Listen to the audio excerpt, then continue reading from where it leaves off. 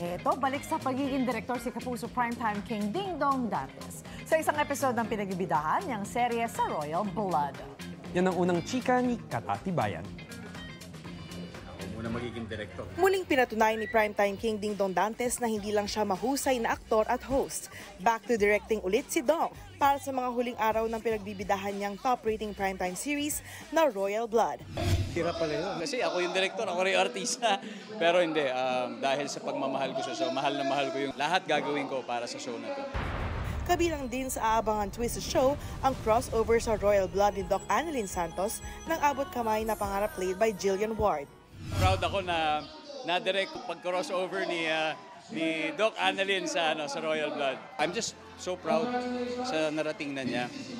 Grabe, isang taon na, super high, top rating show. Dalagang-dalaga na siya, di ba? Ang dami na niya mga pinapasayang tao parati.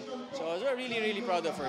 Pero kung inaakala niyong alam na ni Dong at co-stars kung sino ang pumatay kay Gustavo Royales, wait, there's more. Dahil may iba pa raw revelasyon na kahit ang cast, magugulat.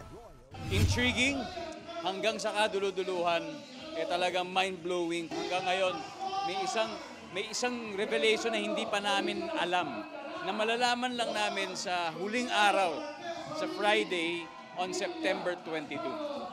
Ito ang unang balita. Katatibayan para sa GMA Integrated News. Mauna ka sa mga balita, bisitahin at mag-subscribe sa GMA Integrated News sa YouTube. Sa mga kapuso abroad, samahan nyo kami sa GMA Pinoy TV at sa www.gmanews.tv.